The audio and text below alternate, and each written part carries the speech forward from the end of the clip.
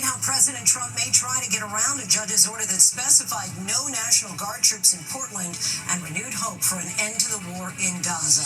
We begin tonight with President Trump's plan to deploy the Oregon National Guard to Portland, but a Trump-appointed federal judge blocked the move, saying it blurred the lines between civilian and military rule. The White House then sent California's National Guard to Portland instead. All this amid rising tensions in Chicago, with ICE agents opening fire after they say protesters surrounded them. Urgent peace talks are set to begin in hours in Egypt, when delegations from Israel and Hamas will consider President Trump's plan for ending the war in Gaza. Israeli Prime Minister Netanyahu says we could be just days away from the release of the remaining hostages, but there's a lot to still be ironed out, including whether Hamas will agree to lay down its arms. Also tonight, the government shutdown. The White House is now preparing to impose mass layoffs, and while Republicans and Democrats are pointing fingers at each other for the standoff, new polling indicates who Americans blame. Former NFL quarterback Mark Sanchez hospitalized after being stabbed in Indianapolis. Now he's facing charges. What authorities are saying about the altercation? A tragic accident over Tennessee. A tandem skydiver was separated from his instructor. That skydiver was rescued from a tree.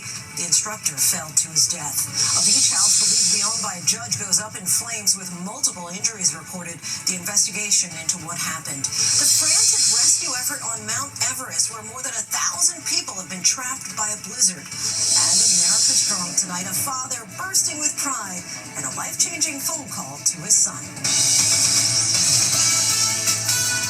From ABC News World Headquarters in New York, this is World News Tonight. Good evening, everyone. Thanks so much for joining us on this Sunday. I'm Lindsay Davis. We begin tonight with a setback for the Trump administration. A federal judge has temporarily blocked the administration's attempt to federalize and deploy the Oregon National Guard to Portland, saying such a move risks blurring the line between civil and military rule. In her Saturday night ruling, the judge said that President Trump's description of chaos in that city is, quote, simply untethered to the facts. The Trump administration is planning to appeal that decision. Overnight, protesters and police clashed outside of an immigration and customs enforcement facility. The White House is now sending California National Guard troops to Portland, and California is planning to sue.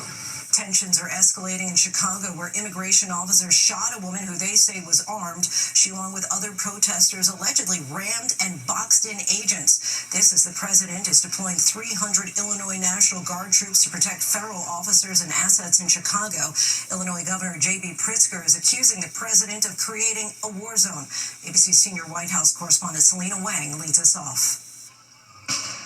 Tonight, growing alarm over President Trump's escalating crime crackdown, testing the limits of presidential power. We send in the National Guard. You know what? We send in what's ever necessary. People don't care. They don't want crime in their cities.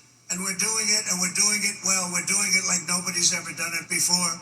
A federal judge on Saturday blocking the president's attempt to send troops into Portland. The federal judge who Trump himself appointed, saying the administration's descriptions of chaos in the city is simply untethered to the facts. The protests in Portland have not been significantly violent or disruptive and are insufficient to federalize the National Guard in the state, writing, "This is a nation of constitutional law, not martial law." At a gathering of top military leaders this week, Trump suggested using so-called dangerous cities in the U.S. as training grounds for soldiers. We're under invasion from within. No different than a foreign enemy, but more difficult in many ways because they don't wear uniforms. I pressed the president this morning about the judge's ruling. Will you follow the judge's order in Portland? We're going to look at that. It was amazing. Portland is burning to the ground.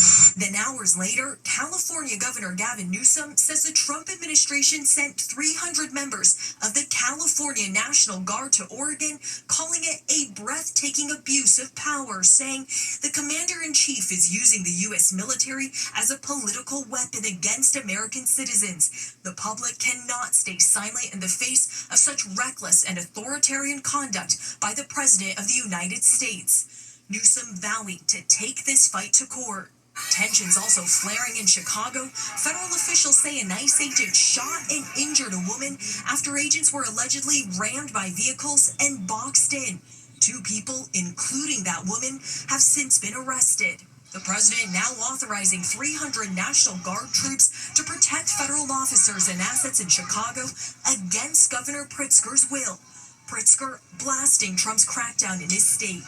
They're raiding neighborhoods where instead of going after the bad guys, they're just picking up people who are brown and black and then checking their credentials. You say you're targeting the worst of the worst, but Governor Pritzker says that most of the people ICE has taken in his state have no criminal history, no criminal convictions. So which is it? He's wrong. The DC went from a hellhole to a safe place. It took 12 days to solve the problem. 12 days.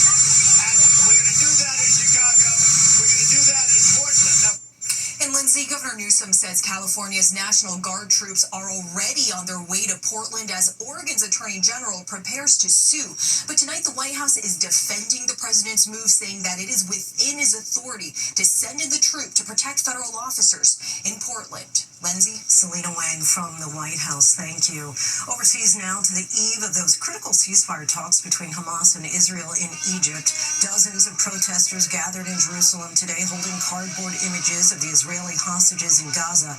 Prime Minister Benjamin Netanyahu says a hostage release could be announced this week. ABC's chief foreign correspondent Ian Pannell is in Jerusalem tonight with the late-breaking details. Hours before Israel, Hamas and the US sit down for negotiations to end the nearly 2-year war in Gaza, Israeli forces launching a new wave of airstrikes.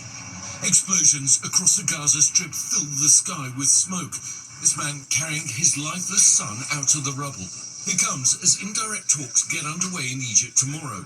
President Trump voicing optimism about the chances for a deal, but warns Hamas will face complete obliteration if it refuses to give up control of Gaza. it's a great deal for Israel. It's a great deal for the entire Arab world, Muslim world, and world.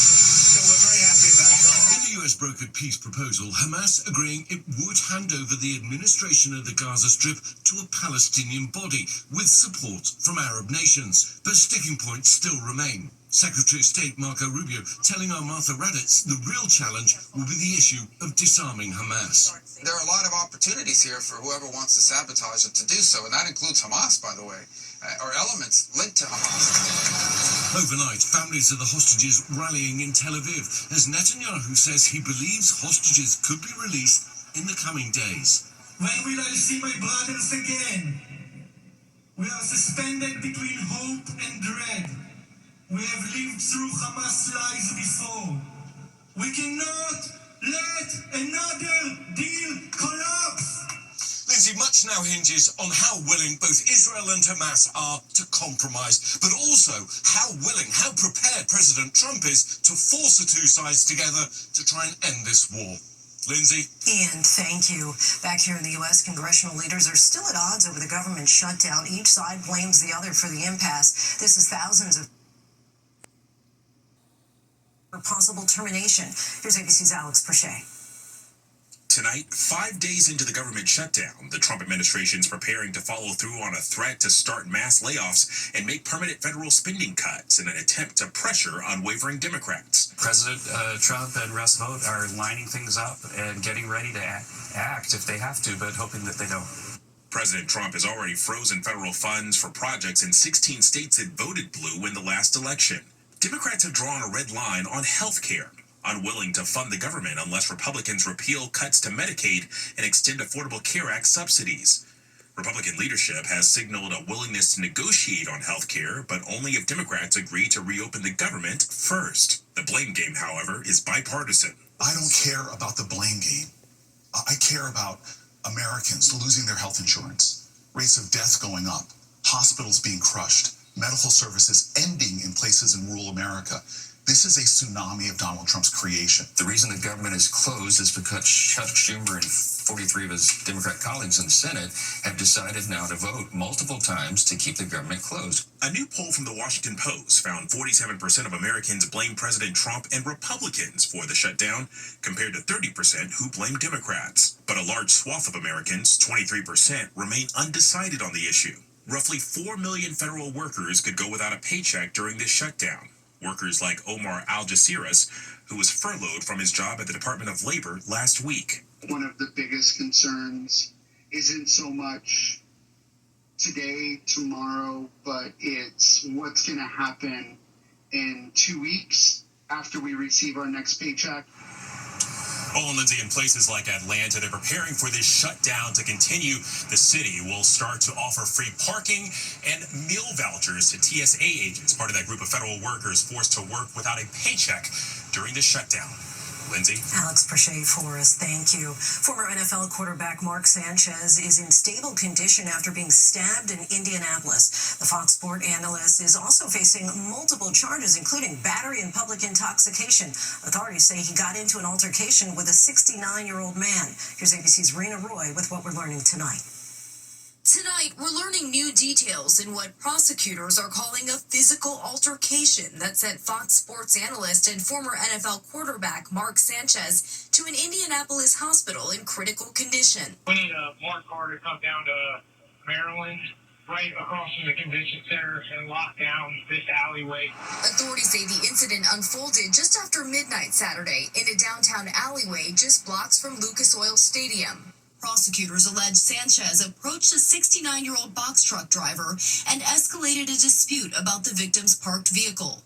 According to the probable cause affidavit, after Sanchez allegedly shoved the driver believed he was now in physical danger, grabbed his pepper spray, and sprayed Mr. Sanchez in the face. The affidavit says Sanchez again advanced towards the driver, saying the driver thought, "This guy's trying to kill me," so he pulled his knife, and when Mr. Sanchez came at him, ultimately striking him multiple times. Police say when a detective tried to get a statement from Sanchez at the hospital, Mr. Sanchez said he did not know who did this to him or where it happened. Sanchez is now facing multiple criminal charges, including battery resulting in injury, public intoxication, and unlawful entry of a motor vehicle. The Marion County prosecutor saying this incident should never have happened, and as with any case, will follow the facts and the law wherever they lead. The incident addressed today during Fox NFL Sunday. Friday night in Indianapolis, one of our team members, Mark Sanchez, was involved in an incident that, to be honest, we're all still trying to wrap our heads around. At this time, our thoughts and prayers are with Mark, his family, and all those involved. And Fox Sports sent us a statement on Saturday before the charges were announced, saying Sanchez is in stable condition. Tonight, telling us they have no further comment. Lindsay? Rena, thank you. Now to that skydiving tragedy in Tennessee. The instructor is dead, but another man was rescued after a tandem jump went horribly wrong. Authorities say that survivor was stuck in the tree, suspended high above the ground for several hours. The FAA is now investigating. ABC's Faith Abube has more.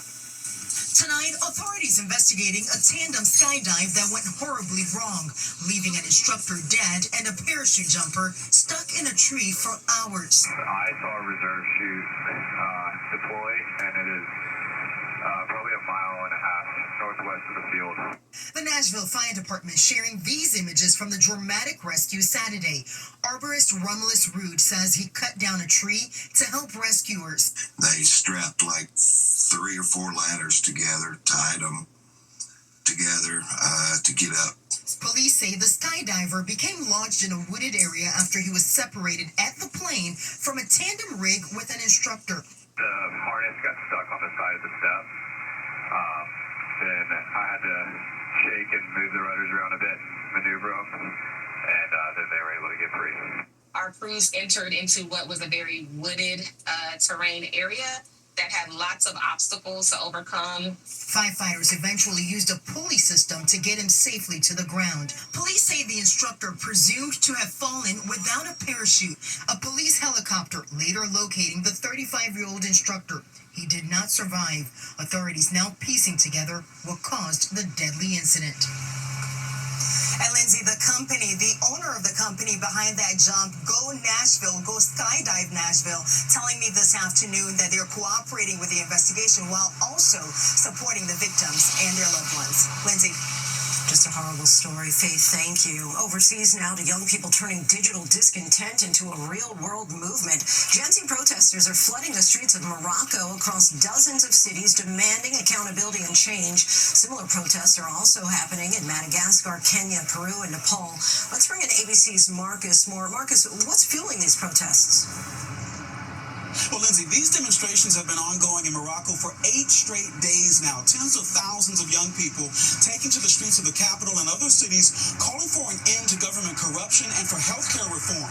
They also demand that government spending be redirected, saying they should spend less money on new stadiums for the FIFA World Cup, which is set for 2030, and more on public services. A group in Morocco known as Gen Z 212, named after the country code, is behind these demonstrations. And while they started out peaceful, some of these protests have turned violent. Several people killed and cars and buildings set on fire. Lindsay, similar demonstrations have erupted in Madagascar and Kenya.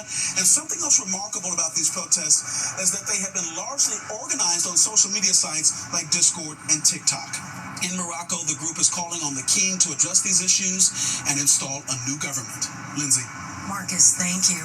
Next tonight, Pope Leo is urging Catholics around the world to embrace immigrants. This just days after the first American pontiff appeared to criticize the Trump administration for its, quote, inhuman treatment of immigrants. The Chicago native told the crowd gathered at St. Peter's Square for Mass today that immigrants should not be treated with, quote, the coldness of indifference or the stigma of discrimination.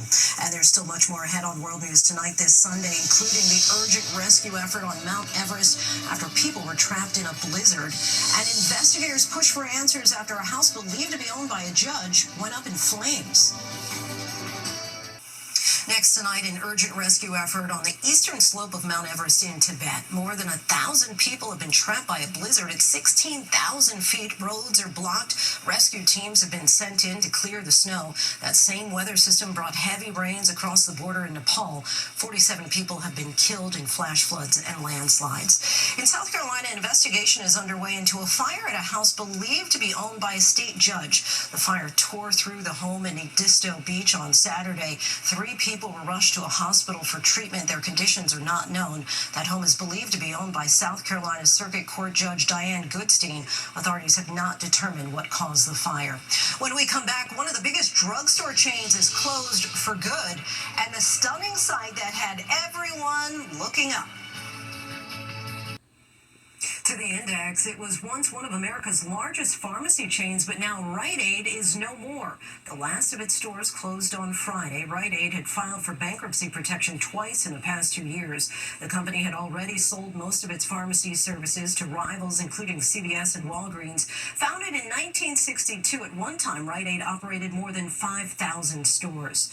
Next, the Las Vegas Aces are a step closer to their 3rd WNBA title in 4 years. In a game right here on ABC, the Aces beat the Phoenix Mercury 91-78 to take a 2-0 lead in the best-of-7 finals. They were led by Jackie Young with 32 points and league MVP Asia Wilson with 28. Game 3 is Wednesday night in Phoenix at 8 p.m. Eastern on ESPN.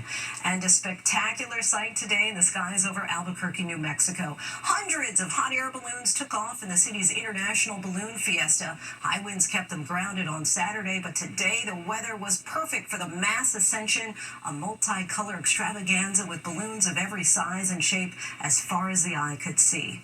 When we come back, the phone call that had a veteran firefighter crying tears of joy. Finally, America Strong, a father, a son, and their magical moment. Tulsa firefighter Frank Brisset is known for being steady and self-controlled. I'm normally not a very emotional guy. So when Frank called to tell his son Brennan that he'd been accepted into the next class of Tulsa firefighters, no one expected this reaction. I've got some. Fire Chief Michael Baker stepped in to break the good news. Still interested in being a Tulsa firefighter? Yes, sir, absolutely. That was the first time I've ever seen my dad cry in my life. That phone call video went viral, reposted across the country and around the world. I've had people from literally around the country and from other countries that have messaged me and congratulated me and my son. Frank says the phone call was about more than just sharing the news. He's being called to join a brotherhood to serve others. Frank instilled that deep commitment to help others since Brennan was born, as part of a helicopter search and rescue team and as a flight medic in Iraq. Brennan is now following in Frank's footsteps, working toward his goal for almost a year. Just a small few get accepted into the academy. Frank's now hopeful this may be the beginning of a family tradition. Maybe someday I'll have a grandson that decides he wants to be a firefighter as well. In his blood. Thanks for watching. I'm Lindsay Davis. Good night.